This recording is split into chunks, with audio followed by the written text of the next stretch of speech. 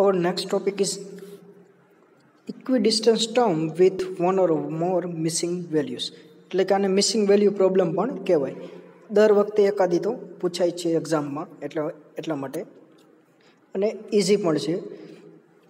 So first example is obtain estimate of missing value.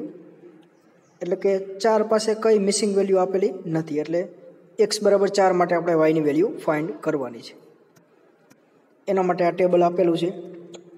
તો x0 બરાબર શું આપેલું છે 1, x1 બરાબર 2, x3 બરાબર 3, 4 and 5, એટલે x4 બરાબર 5. એના માટે આપણે y3 ની વેલ્યુ ફાઇન્ડ કરવાની છે. બાકીની બધી વેલ્યુ આપેલી છે. હવે વેલ્યુ આપણે 4 આપેલી છે, તો ડેલ્ટા 4y0 0 થશે, કેમ કે 3 ડિગ્રીની પોલિનોમિયલ મળશે અને એનો ચોથો ડિફરન્સ લઈ તો એ 0 થાય. તો ડેલ્ટા 4y0 બરાબર 0 થાય. કેટલી y4 સુધી વેલ્યુ આપેલી છે, તો ડેલ્ટા 4y0 0 થાય. તો ડેલ્ટા બરાબર e-1 લખી શકી. ડેલ્ટા બરાબર e-1, તો e-1/4y0 ઇઝ ઇક્વલ ટુ 0.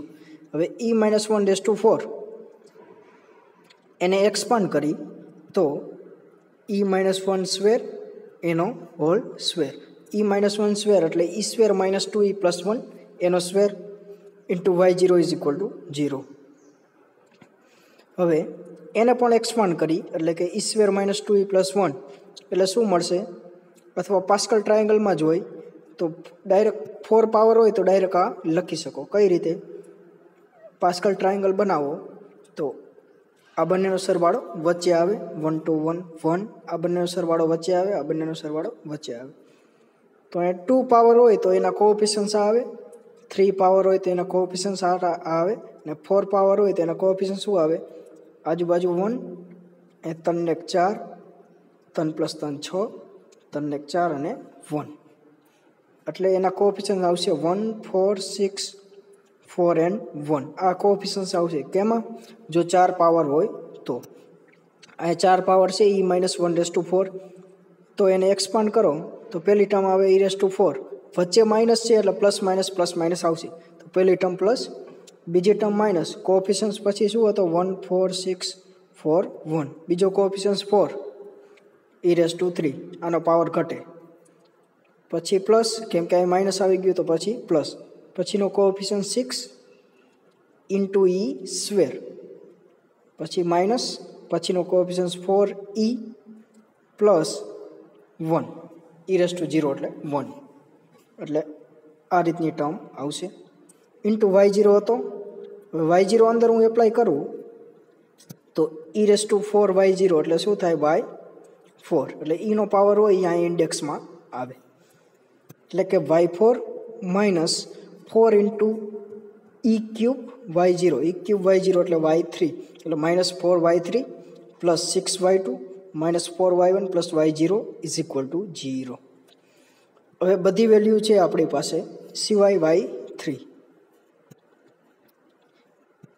આ બધી વેલ્યુ છે yની સિવાય y3, તો y3 ની વેલ્યુ મળશે, એટલે y3 એમને રાખો, બાકી બધી વેલ્યુ પુટ કરો તો y3 ની વેલ્યુ મળશે 14.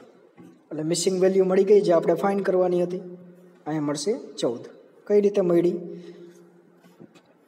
તો 4 વેલ્યુ સુધી આપેલી છે, તો એનો fourth forward difference of y0 0 થાય. ડેલ્ટાની જગ્યાએ e-1 લખ્યું, એને બાયનોમિયલ થિયરમ પ્રમાણે એક્સપાન્શન કર્યું, અથવા પાસ્કલ ટ્રાયેંગલ પ્રમાણે એના કોએફિશિયન્ટ્સ લખો, વચ્ચે માઇનસ હોય તો પ્લસ માઇનસ આવે, અને વચ્ચે પ્લસ હોય તો બધાય પ્લસ આવે. એ રીતે y3 ની વેલ્યુ મળી. હવે 2 મિસિંગ વેલ્યુ ફાઇન્ડ કરવાની હોય તો એ કઈ રીતે, આમાં કેટલી વેલ્યુ આપેલી છે એ ચેક કરવી પડે. તો અહીં x0, x1, x2, x3, x4, x5 અને x6, તો 2 મિસિંગ વેલ્યુ આપેલી છે, તો ડેલ્ટા 5y0 0 થાય. જ્યારે 2 મિસિંગ વેલ્યુ આપેલી હોય ત્યારે 2 નો યુઝ થશે, એટલે કે 6 વેલ્યુ આપેલી હોય તો એમાંથી એક ઘટાડો, એ 0 થાય, અને છઠ્ઠો ડિફરન્સ પણ 0 થાય. આ બંનેનો યુઝ કરીને ઇક્વેશન 2 બનાવો અને બંને મિસિંગ વેલ્યુ ફાઇન્ડ કરો. તો તો મિસિંગ વેલ્યુ કઈ ફાઇન્ડ કરવાની છે એ જોઈએ તો આ y0, y1, y2 ફાઇન્ડ કરવાનું છે અને y3 ફાઇન્ડ કરવાનું છે. બાકીની બધી વેલ્યુ આપેલી છે. તો similar method delta 5y0 is equal to 0, delta is equal to e-1 put કરો તો e-1/5. હવે એને એક્સપાન્ડ કરો તો ઓના 4 પાવર હોય તો કોએફિશિયન્ટ શું આવતા હતા? 1, 4, 6, 4, 1. 5 પાવર હોય તો આ નીચેની ટર્મ શું આવે? આગળ પાછળ 1, 1. આ બેનો સમ કરો, વચ્ચે આવે 5, 6, 4, 10, 10, 5. તો 5 પાવર હોય તો આ કોએફિશિયન્ટ આવે. તો વચ્ચે નેગેટિવ છે તો પ્લસ માઇનસ આવશે. કોએફિશિયન્ટ યાદ રાખો 1, 5, 10, 10, 5 and 1. તો e5y0 minus 5 e4y0 plus 10 e3y0 minus 10 e2y0 plus 5 ey0 minus y0 is equal to 0. છેલ્લી ટર્મ પોઝિટિવ આવે એવું જરૂરી નથી, પણ પહેલી ટર્મ પોઝિટિવ આવે, પછી નેગેટિવ, પછી positive, negative, positive and negative. તો બધી વેલ્યુ પુટ કરો. કઈ વેલ્યુ નથી એ એમને રાખો. તો y2 અને y3 ની વેલ્યુ નથી એટલે કે અહીંયા y5 થશે. ઈનો જે પાવર હોય એ ઇન્ડેક્સમાં આવે એટલે પહેલી વેલ્યુ y5, બીજી વેલ્યુ y4, આ y3 થશે, y2, y1 અને y0 અને y0. તો y2 અને y3 ની વેલ્યુ એમને રાખો તો આ ઇક્વેશન બનશે. હવે સેકન્ડ આ ડિફરન્સનું આ ઇક્વેશનનો યુઝ કરો તો delta 6y0 is equal to 0. 6 power છે તો 5 માટે શું હતું? 1, 5, 10, 10, 5 and 1. તો આના પછીની ટર્મ કઈ આવે? આગળ અને પાછળ 1 લખો અને વચ્ચે શું આવે? આ બંનેનો સરવાળો, અહીંયા 15, 20, આ બંનેનો સરવાળો 15 અને 6. તો આ કોએફિશિયન્ટ્સ મળે કેમાં? પાવર 6 હોય તો 6 પાવર છે તો એનો કોએફિશિયન્ટ શું હોય? y6 minus 6y5 plus 15y4 plus minus 20 plus 15 minus 6 અને પ્લસ 1. તો બધી વેલ્યુ પુટ કરો સિવાય y2 અને y3 ની વેલ્યુ નથી. તો બીજું ઇક્વેશન મળશે -20y3 plus 15y2 is equal to -1180.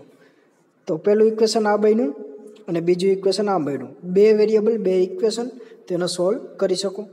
તો y2 ની વેલ્યુ મળશે 12 અને y3 ની મળશે 68. એટલે કે સોલ્વ કઈ રીતે કરશો? આ ઇક્વેશનને 20 વડે મલ્ટીપ્લાય કરો એટલે y2 ની વેલ્યુ મળશે. એ y2 ની વેલ્યુ મળે એ ઇક્વેશન 1 માં મૂકી દો. y2 ની જે વેલ્યુ મળે ઇક્વેશન 1 માં મૂકી દો એટલે y3 ની વેલ્યુ મળશે, એ મળશે 12 and 68.